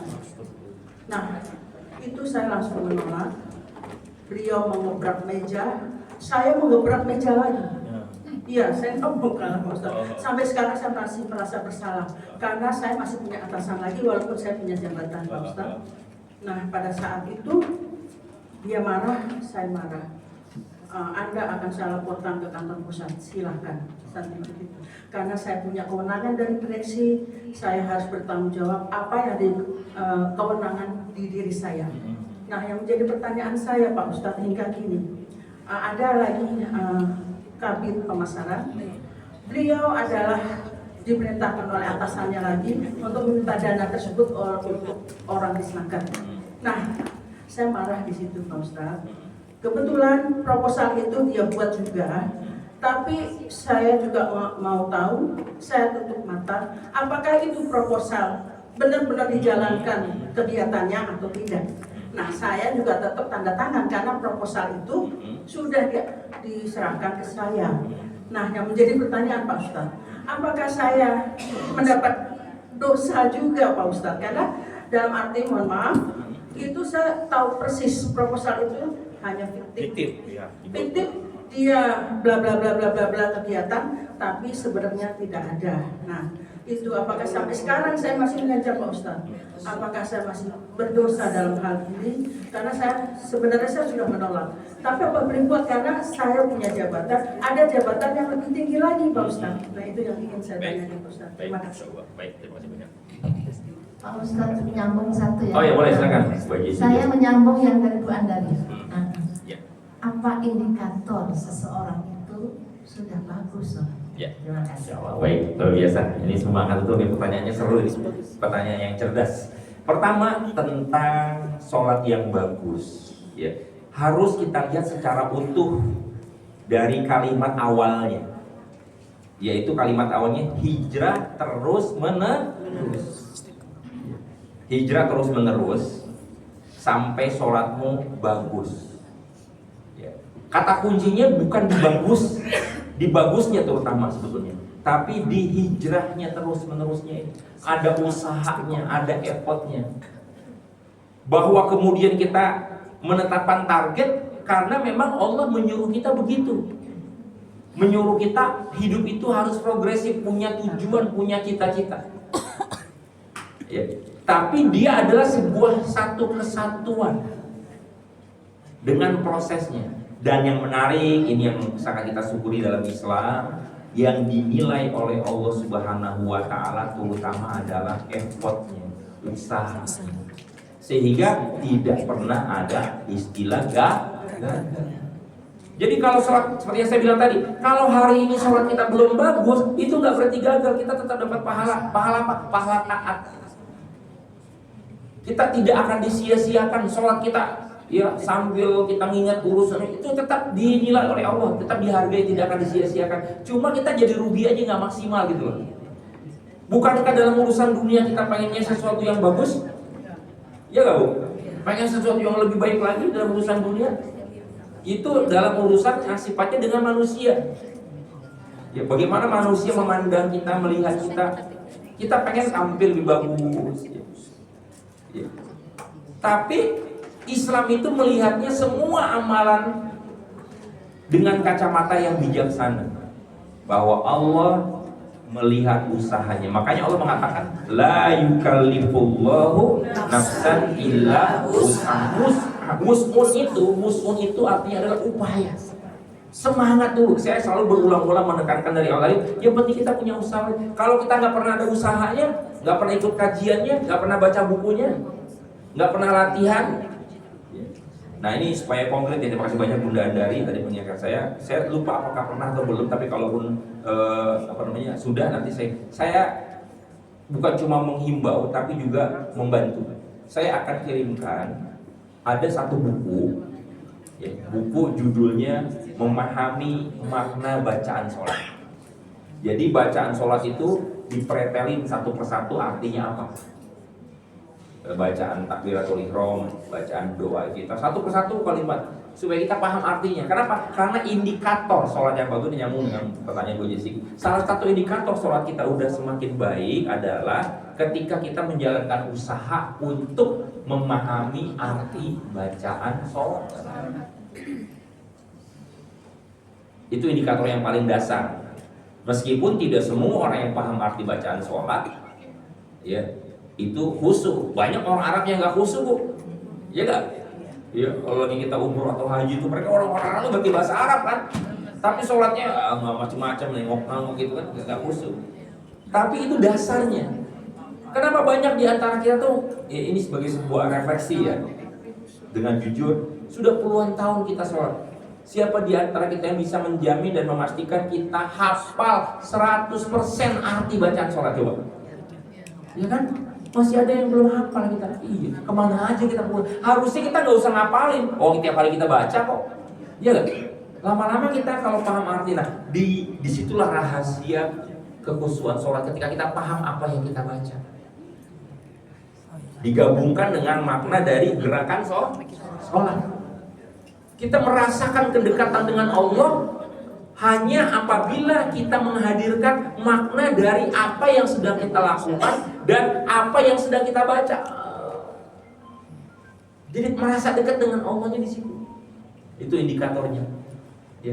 Ketika kita paham arti bacaan sholat, nanti baru indikator berikutnya adalah ketika kita betul-betul mampu menjalankan fungsi sholat. Dan ini udah pernah saya sampaikan materinya sebetulnya dulu. Sholat itu kita jalankan, kalau khusyuk, indikator yang paling utama adalah setelah tadi kita paham arti bacaan sholat adalah kita betul-betul ngerti kenapa kita melakukan sholat itu. Pertanyaannya adalah kenapa Allah memerintahkan sholat? Kalau kenapa kita sholat kan karena perintah Allah kan. Tapi kenapa Allah memerintahkan sholat itu harus selesai dulu di hati kita. Kenapa kita melakukan sholat ini? Jawabannya apa? Karena masih ingat gak waktu itu? Udah pernah dicatat lah. Makanya kan saya kemarin sempat mengusulkan kita pakai apa? Pakai layar. Karena memang saya membuat skema. Ada visual, ada warna, ada bentuk gitu ya. Supaya kita bisa nempel di sini nih. Jadi visual, otak visual kita tuh nempel. Jadi saya membuat skema model ya istilahnya dalam komunikasi pembelajaran itu. Sholat itu ada strukturnya. Kan kalau cuma lisan gini kan nggak kebayang nih, ya nggak kebayang nih. Tapi kalau pakai gambar, kayak gitu tuh strukturnya. Struktur fondasinya itu adalah kenapa kita melakukan sholat. Yang pertama adalah alasan kenapa kita melakukan sholat, karena banyak nikmat yang sudah Allah berikan kepada kita. Nah, kalau udah yang pertama saya sebutin, yang kedua gampang dong. Yang kedua apa? Karena banyak dosa. Ini alasannya dulu nih. Banyak dosa, banyak kelalaian. Yang ketiga alasan kenapa kita sholat adalah karena banyak hajat dan masalah. Dari kesadaran kita ini banyak nikmat yang sudah Allah berikan kepada kita, nanti akan lahir rasa yang disebut dengan rasa cinta. Nah, dengan kita menghadirkan rasa cinta, barulah kita bisa disebut orang yang melaksanakan sholat sesuai dengan fungsinya. Fungsi sholat untuk apa yang pertama? Tadi? Bersyukur. Beribadahnya dengan cara bersyukur. Syukur itu inti dari ibadah itu adalah syukur. Yang kedua, kita tarik dari bawah. Dari banyak dosa maka akan tumbuh rasa, yaitu rasa takut. Al-khawf. Kalau yang tadi pertama al-hub kan, rasa cinta kan, beribadah dengan cinta. Yang kedua beribadah dengan rasa takut. Kenapa banyak dosa? Udah dikasih banyak nikmat kok masih berbuat dosa gitu kan? Sehingga barulah kita bisa menjalankan sholat sesuai dengan fungsinya. Indikator sholat itu adalah kalau dijalankan sesuai dengan fungsinya. Apa fungsi sholat yang kedua? Selain bersyukur, untuk tarik dari bawah tuh nih, karena kita nggak ada gambarnya soalnya, jadi harus pintar-pintar kita menggunakan imajinasi. Dari banyak dosa tumbuh rasa takut, maka di atasnya akan kita sampai kepada fungsi sholat yang kedua, yaitu apa? Untuk apa sholat itu? Bertaubat. Sholat itu adalah taubat kita. Yang ketiga, dari kesadaran banyaknya sekali hajat kita yang kita butuhkan dari Allah, banyaknya masalah yang kita hadapi, maka tumbuh rasa yang harus kita kobarkan ketika kita sholat. Itu rasa apa? Rasa? Kan tadi udah ada rasa cinta, yang kedua rasa takut, yang ketiga rasa harap. Kan banyak hajat, banyak masalah, kita tumbuh. Sholat itu dengan menumpahkan rasa harap, maka barulah kita sampai kepada fungsi sholat yang ketiga, itu apa? Sholat itu fungsinya adalah untuk meminta pertolongan Allah. Nah, selama ini kita puluhan tahun sholat belum ngejalanin ini, belum menghadirkan rasa terima kasih kita, rasa syukur kita. Kita melakukan gerakan yang isinya adalah itu, tapi gerakan itu kosong selama puluhan tahun ini. Bu, orang ya, kalau berterima kasih kepada sesama manusia, ekspresinya gimana? Penuh. Makasih banyak ya. Apalagi orang tuh baik banget, Bu.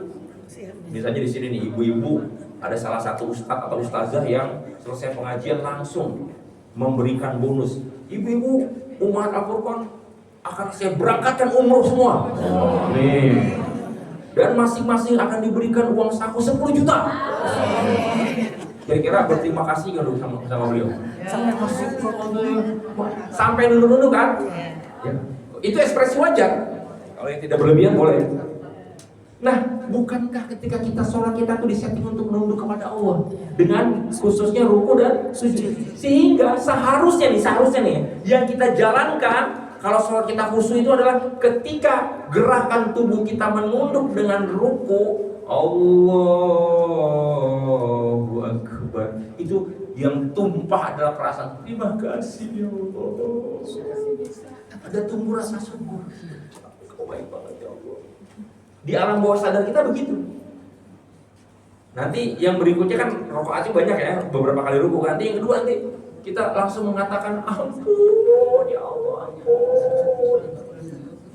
Yang ketiga, yang pertama tadi terima kasih, yang kedua ampun, yang ketiga please tolong ya Allah. Saya diuji dengan masalah anak, masalah mantu, masalah apa? Itu dekat banget itu sama. Kenapa? Nah, sayangnya kita melakukan sholat selama puluhan tahun, gerakan-gerakan itu nggak ada isinya. Kenapa? Isinya digantiin sama tadi tuh, sama bola, sama drakor, sama belanja online. Jadi makna gerakannya sendiri kosong. Nah, ini yang harus kita prihatinkan, kita evaluasi ya maksudnya. Jadi bukan berarti gagal ya Bun ya. Gak ada istilah gagal. Allah akan selalu menghargai upaya kita sekecil apapun. Baik, yang kedua pertanyaannya terkait dengan muamalah hijrah ya. Kalau kita melakukan sesuatu yang secara hati nurani kita tahu itu jelas-jelas adalah sebuah kemungkaran, dan kemudian kita melakukan penolakan, bersikap tegas seperti tadi, dan itu boleh, harus. Kalau gebrak lagi untuk urusan kebenaran ya. Kita nggak takut dipecat. Itu yang benar kayak begitu. Jadi ibu sudah benar dulu ketika ada konspirasi untuk melakukan dosa penggelapan ya, uang, ya itu masuk bab korupsi, kemudian kita nolak ya. Nah, ketika korupsi itu kan canggih ya. Ya, canggih ya Bu. Dia tahu modusnya tuh, biar nggak ketahuan. Akhirnya salah satu contohnya dibikinin proposal. Tapi kan kita tahu itu juga fiktif. Itu juga salah. Ya. Nah, ketika kita membiarkan atau membuka jalan itu tetap terlaksana, maka kalau dalam kacamata syariat itu juga terhitung kita juga berdosa. Tapi ya, kalau kita bertaubat, maka itu akan dihapus dosa. Yakinlah, kita betul-betul menyesal. Oh, saya nyesel banget. Dan penyesalan itu juga dihargai oleh Allah. Allah tahu kita tuh nyesel. Pasti kepikiran terus, udah sekarang taubatin aja. Kalau itu sudah terjadi di masa yang lalu, 6 tahun yang lalu atau lebih, ya udah tinggal taubat aja, minta ampun. Tapi taubat di sini artinya adalah apa? Bukan hanya kita minta ampun, nangis, air mata. Karena apa? Para ulama menuntun kita untuk bertaubat dengan cara yang konkret, yaitu mengganti. Mengganti sini apa? Melakukan kebaikan. Kita bersedekah ke sono, bersedekah kemari, agar lebih sempurna taubat kita. Bukan cuma lisan, bukan cuma hati, tapi juga berupa amanah. Insya Allah Allah akan maafkan dan ampuni. Kenapa? Karena Allah mengatakan gini nih Bu. Nanti bisa buka di surat 39 ayat 53. Wah itu Ibu kalau baca ayat itu nangis deh, beneran. Kenapa Allah bilang begini? Qul ya ibadilladzina asrafu ala anfusihim. Wahai hamba-hambaku yang sudah terlanjur melampaui batas, sudah berbuat dosa baik sengaja maupun tidak sengaja, baik sadar maupun tidak sadar, gitu kan? La tusrifu mir rahmatillah, la tayasu mir rahmatillah. Janganlah kalian berputus asa dari rahmat Allah. La tayasu mir rahmatillah. Ya, ada di surat 39 ayat 53. Kemudian apa kata Allah jadinya? Innallaha yaghfiru dzunuba jami'a. Sesungguhnya Allah mengampuni dosa-dosa semuanya. Jadi nggak boleh terbebani dalam artian penyesalan yang tidak disandarkan kepada Allah. Kita harus menyesal, tapi penyesalan itu harus disandarkan kepada Allah. Kenapa? Kalau tidak disandarkan kepada Allah, akhirnya penyesalan itu malah menjadi berbalik, malah kita berputus asa dari rahmat Allah. Allah pasti mengampuni dosa kita. Ya Bu ya, jadi optimis ya. Yang sudah terlanjur di masa yang lalu, insya Allah akan dimaafkan. Ya. Sebenarnya saya sudah menolak dari awal. Cuma kan dari saya sebagai penanggung jawab, Iya. masih ada atasan Iya, saya jadi yang mendesak, Iya. mendesak harus itu dikeluarkan. Nah itu yang menjadi dilema saya sampai sekarang. Iya. Saya tahu itu salah. Tapi Nah, saya harus keluarkan. Betul. Nah, dosanya akan ditanggung oleh atasan. Ya. Dosanya akan ditanggung oleh atasan, tapi kita akan kebagian karena terlaksananya kegiatan itu. Karena kan kita memang punya otoritas di situ kan, mengeluarkan kan. Nah, makanya kalau kita sudah jujur mengaku itu sudah hebat. Oh iya, masih kepikiran karena itu adalah sesuatu yang tetap salah. Sampai saya melapor ke kantor pusat. Itu yang bagus. Melapor. Nah, jadi istilahnya saya diberhentikan pun saya siap. Nah, itu yang justru membuktikan bahwa pertaubatan itu bukan hanya dilakukan sekarang, tapi dulu ketika itu kejadian. Dengan kita berusaha untuk membuka rahasia kecurangan yang dilakukan oleh atas konspirasi atasan. Karena memang masalahnya kan kita nih iklimnya korupsi berjamaah gitu kan ya. Jadi kalau nggak ikut-ikutan kita nanti bakal kena resikonya gitu, itu yang menyedihkan gitu. Baik teman-teman sekalian, mudah-mudahan ini nggak kerasa sudah lebih dari 12 menit ya. Kita cukupkan dan kita akhiri. Saya kembalikan kepada Proyek Sigit. Assalamualaikum warahmatullahi wabarakatuh. Cukup ya Ibu-ibu. Alhamdulillah kegiatan kita hari ini berjalan lancar. Dan karena sudah lewat waktu juga, sebagai rasa syukur kita berdoa bersama yang dipimpin oleh Bapak Ustaz. Monggo Pak, silakan. Baik, mari sama-sama kita minta kepada Allah. Yang pertama adalah minta agar kita dimaafkan dan diampuni atas kelalaian kita sepanjang hidup kita. Kita belum berhijrah, belum berusaha untuk memperbaiki diri, atau bahkan kadang-kadang sudah merasa cukup, sudah merasa taat, sudah merasa soleh. Dan kita minta juga kepada Allah agar Allah membimbing kita di sisa usia kita agar bisa memperbaiki diri dengan lebih baik, dengan lebih semangat, dengan lebih ikhlas. Astagfirullahaladzim. Allahumma sholli ala sayyidina Muhammad wa sallim wa radiyallahu ta'ala an kulli sahabati Rasulillahi ajma'in. Alhamdulillahirabbil alamin hamdan yuwafi ni'amahu wa yukafi'u mazidah. Ya Rabbana lakal hamdu wa lakas syukru kama yanbaghi li jalalikal karim wa li 'azimi sultan. Allahumma rabbana walamna anfusana wa illam taghfir lana wa tarhamna lanakunanna minal khasirin. Allahumma rabbana ighfir lana wa liwalidina warhamhum kama rabbawna shighara warhamhum kama rabbawna shighara. Allahumma rabbana inna nas'aluka ridhoka wal jannah wa na'udzubika min sakhatika wan nar. Allahumma rabbana ya arhamar rahimin, ampuni kami ya Allah kalau sebagai hamba-Mu selama ini kami belum sungguh-sungguh berusaha keras memperbaiki, berhijrah dan menghijrahkan hidup kami menjadi hidup yang lebih baik ya Allah. Ampuni kami kalau sepanjang perjalanan hidup kami masih banyak yang belum bisa kami tinggalkan ya Allah. Perbuatan dosa, kemaksiatan, kebiasaan buruk, kecintaan dan kegandrungan terhadap dunia yang membuat kami terhalang untuk bisa menyembah-Mu dengan sempurna, dengan kekhusyuan yang baik ya Allah. Dan berikan kepada kami bimbingan, hidayah, tuntunan serta kesempatan di sisa usia kami untuk memperbaiki diri dengan banyak belajar, dengan banyak berlatih, dengan banyak bertaubat ya Allah. Allahumma rabbana ya arhamar rahimin, jadikanlah tahun baru 1448 ini menjadi tahun yang terbaik di sepanjang perjalanan hidup kami, yaitu ketika kami menyadari banyak kekurangan dalam diri kami jika tidak kami perbaiki akan membawa kepada kerugian dunia akhirat kami ya Allah.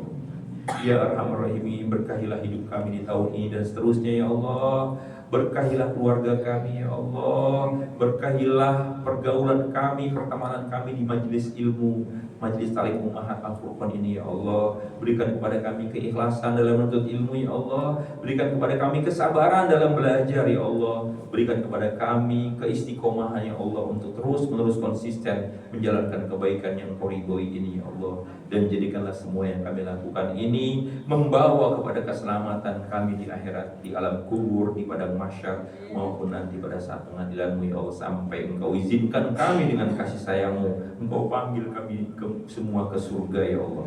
Allahumma rabbana ya muqallibal qulub tsabbit qulubana ala dinik, ya musarrifal qulub sarrif qulubana ila ta'atik. Allahumma rabbana la tuzigh qulubana ba'da idh hadaytana wa hab lana min ladunka rahmah innaka antal wahhab innaka antal wahhab. Allahumma rabbana atina fid dunya hasanah wa fil akhirati hasanah wa qina adzabannar wa qina adzabannar wa sallallahu ala sayyidina Muhammadin wa ala alihi wa sahbihi wa sallim. Subhana rabbika rabbil izzati amma yasifun wa salamun alal mursalin walhamdulillahi rabbil alamin. Demikian terima banyak sekali lagi saya akhiri. Saya tutup. Assalamualaikum warahmatullahi wabarakatuh. Waalaikumsalam. Terima kasih.